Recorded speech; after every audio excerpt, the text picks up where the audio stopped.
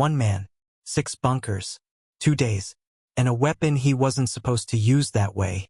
By the time the rain stopped and the guns went silent, 30 German soldiers were dead or dying, an entire defensive line had collapsed, and the Fourth Infantry Division could finally move forward after weeks of being slaughtered in the mud. But the man who did it would wait 70 years for anyone to care.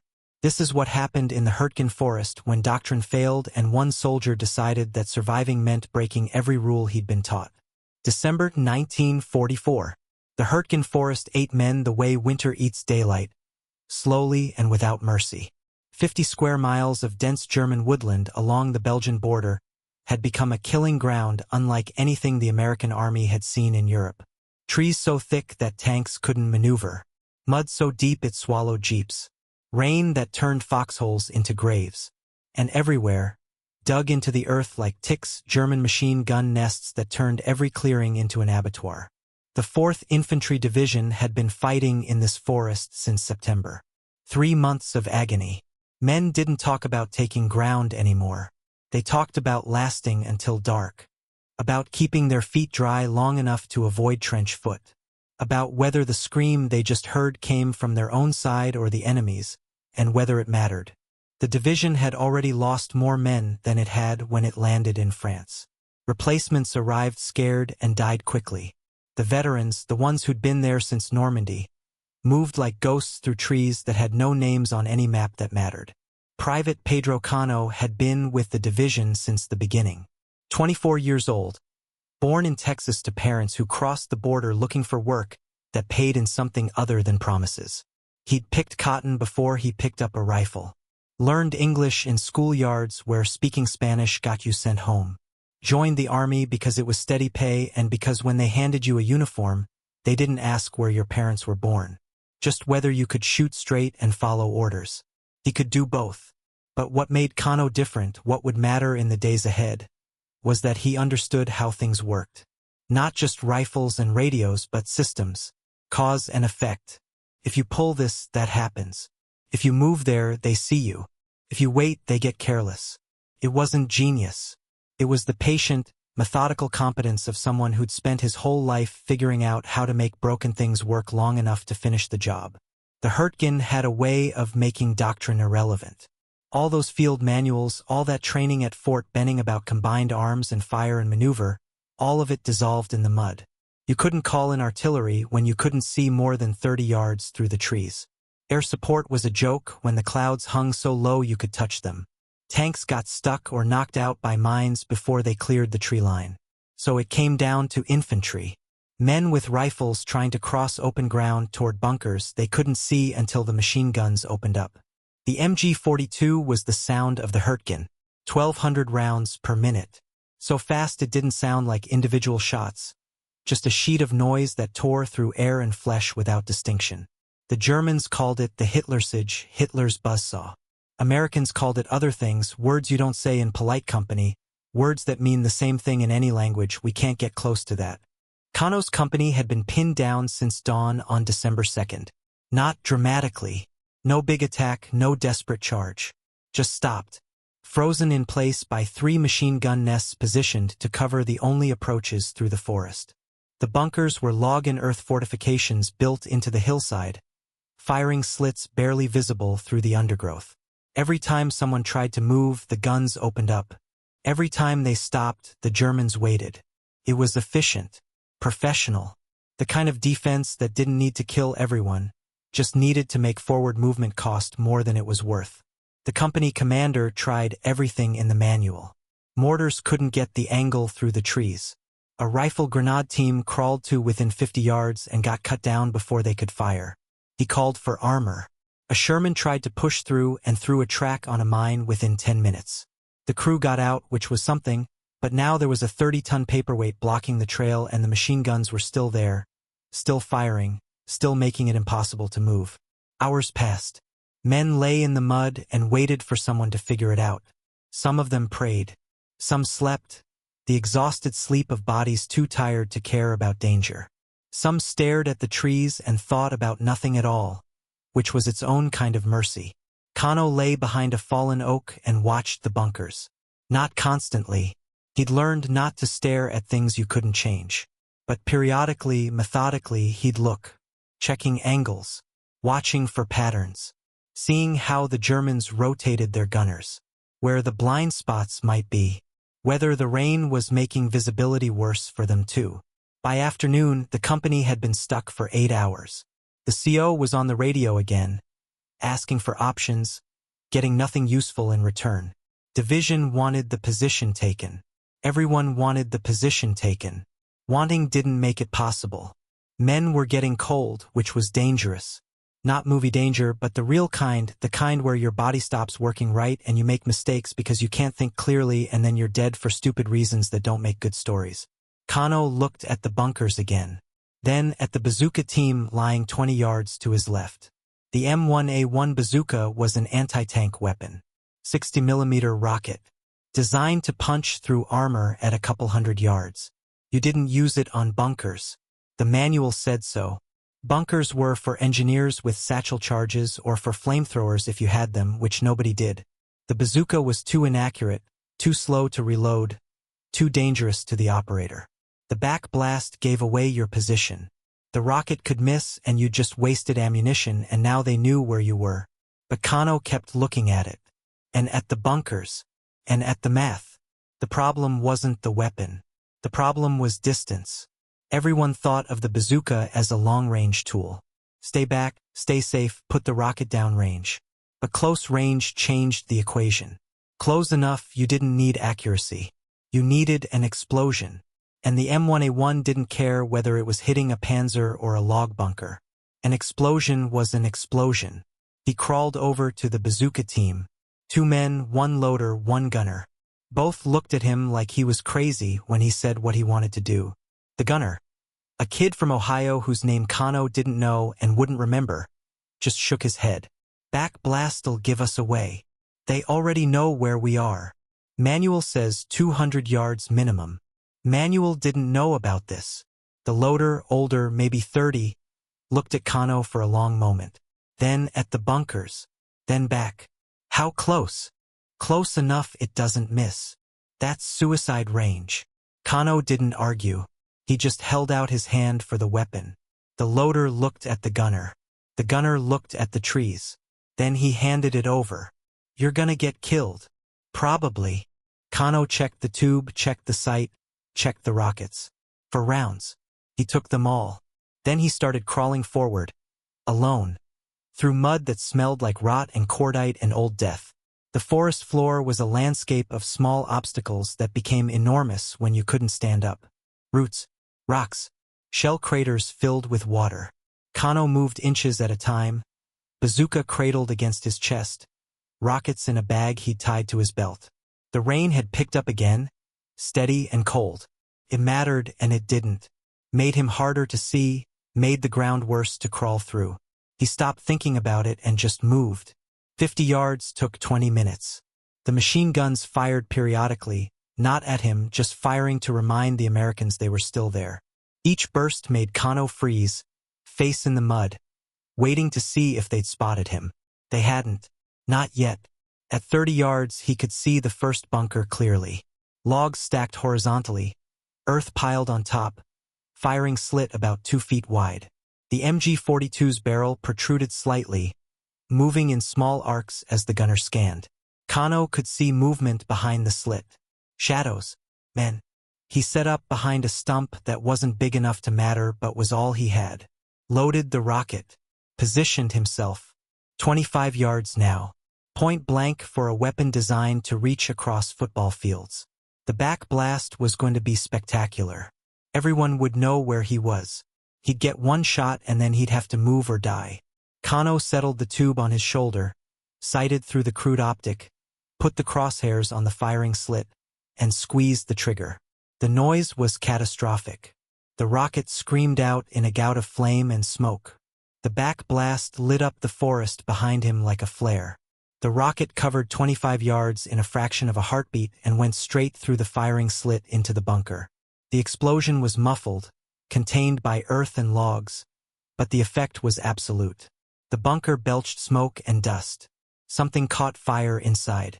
Screaming started high and urgent, then stopped. The MG42 went silent. Cano didn't wait to admire his work.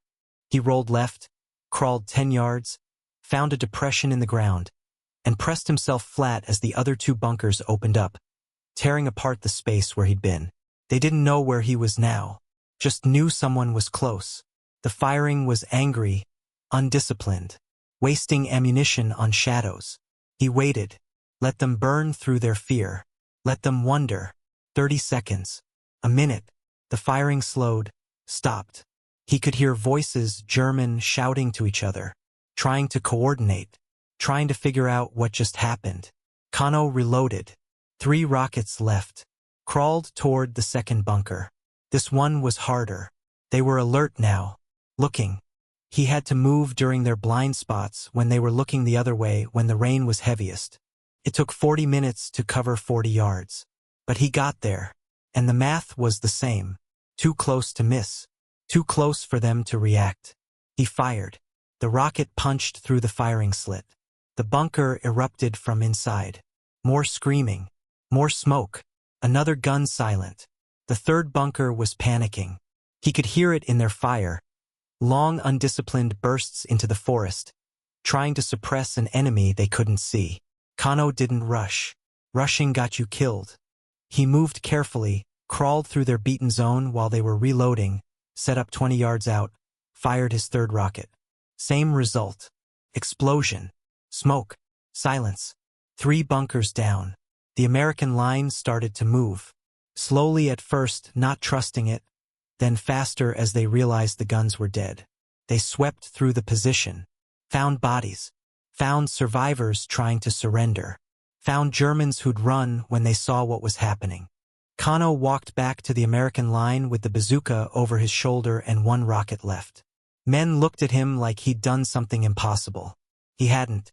He'd just done the math and decided that dying slow in the mud was worse than dying fast trying to fix the problem. His lieutenant found him that evening. Wanted to know how he'd thought of it. Just made sense. Manual says. Manual wasn't here. The lieutenant didn't push it. You didn't argue with results. Especially not results that meant his men could move forward instead of dying in place. But that was only the first day. December 3rd. The division pushed deeper into the forest. Cano's company hit another defensive line. Different hill, same problem. 3 more machine gun nests. Same log-in-earth bunkers. Same MG42s. Same equation that added up to men dying if someone didn't solve it. The CO looked at Cano. You still got that bazooka? Yes, sir. Think you can do it again?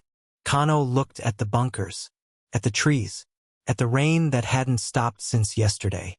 At the men in his company who were looking at him like he was someone special, which he wasn't. He was just the guy who'd figured out that the book didn't matter when the book got you killed. Yes, sir. He did it again. And it was worse the second time because he knew what was coming. Knew how the backblast would light him up. Knew how the Germans would react. Knew that eventually, probably soon, his luck would run out and he'd be too slow or they'd be too fast and that would be the end of it. But he also knew that if he didn't do it, someone else would try and they'd do it wrong and more men would die. So he took the bazooka and the rockets and crawled forward again, alone into the German fire. The first bunker went the same way. Close range, rocket through the slit, explosion. The second one was harder. They'd learned. They had spotters out. Cano had to crawl through their observation zone, moving only when the rain was heaviest, stopping when it lightened. It took 2 hours to get into position. His hands were numb. His legs were cramping. He couldn't feel his feet at all. He fired. The rocket hit low, blew out the bottom logs, collapsed half the bunker. Not a clean kill but good enough. The gun went silent. Men inside were screaming, trapped under timber and earth. Cano reloaded and put a second rocket into the wreckage to be sure. The third bunker was the worst. They knew he was coming. They'd seen the pattern. They were ready. When Cano got to within 40 yards, they started firing blind, suppressing every possible approach. He couldn't move, couldn't retreat. Just had to lie there in the mud while the MG42 chewed apart the forest around him, hoping they'd run out of ammunition or discipline before they got lucky. The firing stopped. Reloading. Cano moved. 10 yards. 15. Set up behind a dead tree that wouldn't stop a rifle round but blocked line of sight. Fired his last rocket.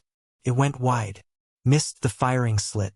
Hit the logs above the bunker and exploded in the dirt.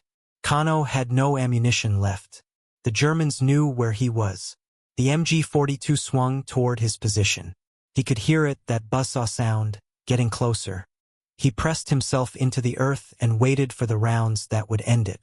They didn't come, because his company had used the distraction to flank the position.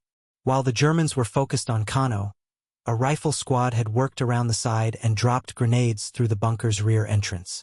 By the time Cano stood up, the position was American and the Germans who weren't dead were running. 6 bunkers destroyed over 2 days. Approximately 30 enemy casualties. An entire defensive line broken. The division moved forward. Not far, not fast, but forward, which in the Hürtgen Forest was the only victory that mattered. Cano was evacuated 4 days later. Mortar shrapnel, nothing dramatic, just metal fragments in his leg and back that meant he couldn't walk right anymore. He was shipped to a field hospital, then to England, then home. The war ended. He went back to Texas. Got married. Worked. Raised children. Didn't talk about the forest much. Didn't think people wanted to hear it. His company commander put him in for the Distinguished Service Cross. Second highest decoration for valor. Good enough for most people. Not good enough for what he'd done, but good enough given that Cano's last name ended in a vowel and his parents spoke Spanish and the Army in 1944 had certain ideas about who got to be a real American hero. The medal arrived in the mail.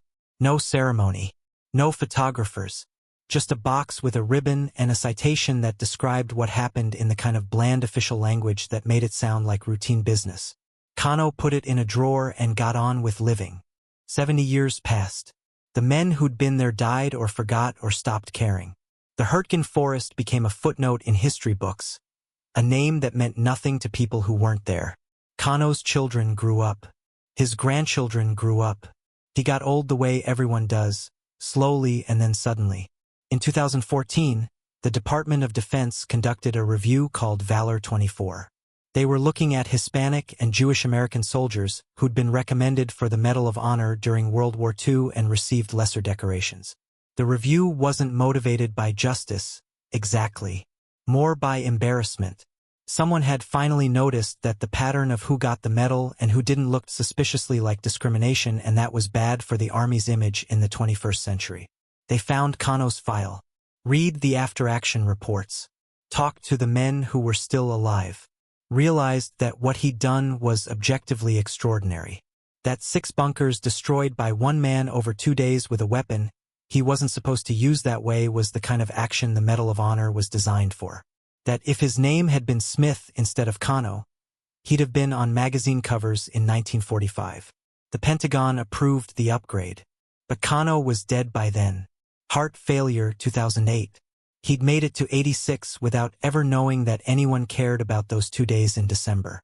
His family received the Medal of Honor at a White House ceremony. His daughter accepted it. She was in her 60s. Her father had told her about the forest once, when she was young, not because he was proud but because she'd asked why he limped. He'd made it sound ordinary, a thing that had to be done. She hadn't understood then that ordinary was the wrong word. That choosing to crawl toward machine guns with a weapon you weren't supposed to use that way because the alternative was watching men die slowly was the opposite of ordinary. The citation read well. Presidential language. Valor and selflessness and devotion to duty. All the words that make courage sound clean.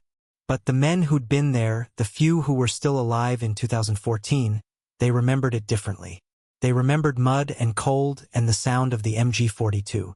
They remembered watching Cano crawl forward alone because no one else would and no one else could. They remembered that he did it not because he was fearless but because he'd calculated that doing nothing was worse than doing something dangerous. That's not how we like to think about heroes. We want them transcendent, beyond fear, operating on principles we can admire from a distance. But Cano wasn't that. He was competent, patient, willing to solve problems other people couldn't solve because they were too invested in doing things the right way. He saw that the book didn't work and wrote his own rules and lived long enough for it to matter. The army studied what he did. Not immediately, but eventually, someone at Fort Benning teaching infantry tactics looked at the after-action reports and realized that Cano had accidentally pioneered a technique. Close-range anti-bunker work with man-portable rockets. It became doctrine eventually. They teach it now. Different weapons, same principle. Get close. Hit hard. Move fast. It works because Cano proved it worked and because he killed enough Germans doing it that someone paid attention. But doctrine doesn't remember names. Just techniques. So most soldiers who learn to use modern rocket systems against bunkers don't know they're doing what a Texas cotton picker figured out in the Hürtgen Forest when he was 24 and cold and watching men die because the manual said it couldn't be done. The Hürtgen Forest is quiet now. Trees grew back. The bunkers rotted or got buried. You can walk there if you want. Germans do. Americans do. It's just forest. Peaceful. The kind of place where you might take a nice hike if you didn't know what happened there. The mud is still there when it rains. The earth is still soft in places where it got churned up by artillery. If you know where to look, you can find metal. Shell fragments. Bullets. Pieces of things that used to be trucks or tanks or men. Nothing there commemorates what Cano did specifically. No plaque. No marker. Just forest and rain and time moving forward the way it does, indifferent to whether we remember. But the math he did is still good. The equation still works. When doctrine fails and men are dying and someone has to make a decision, the answer is the same. Get close enough that you can't miss. Hit hard enough that it matters. Keep doing it until the problem is solved or you can't do it anymore. It's not heroic language. It's mechanics language. But mechanics keep things running when philosophers are still arguing about the right way to do it. Cano understood that. He lived it. And for 2 days in December 1944, he was the only thing standing between a pinned-down company and annihilation. Not because he was special. Because he was willing to do the math everyone else was too scared or too obedient to do. That's the story. 1 man. 6 bunkers. 2 days. A weapon that wasn't supposed to work that way. And 70 years before anyone in power admitted that maybe, just maybe, they should have noticed at the time. If this story mattered to you, if you think more people should know what happened in that forest and who the men were who fought there, subscribe to this channel. Hit the like button. And tell me in the comments. If you'd been there, in the mud, watching the machine guns tear apart anyone who moved, would you have had the courage to do what Cano did? Or would you have waited for someone else to solve the problem? Because that's the real question. Not whether we'd be heroes, but whether we'd be willing to try when trying might get us killed. Cano didn't know the answer until he had to. None of us do. But he made his choice. And it mattered. And that's worth remembering.